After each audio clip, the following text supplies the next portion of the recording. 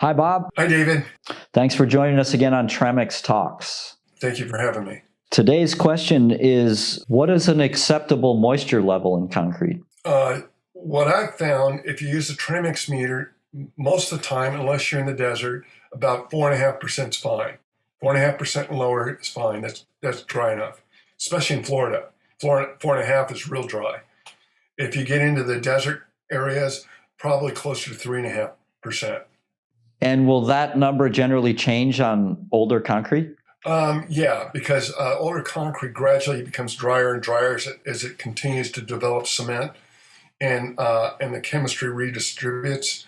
But again, this is where you want good concrete practices. If the concrete has not been cured properly, a lot of the problems that we see with newer concrete get worse with age.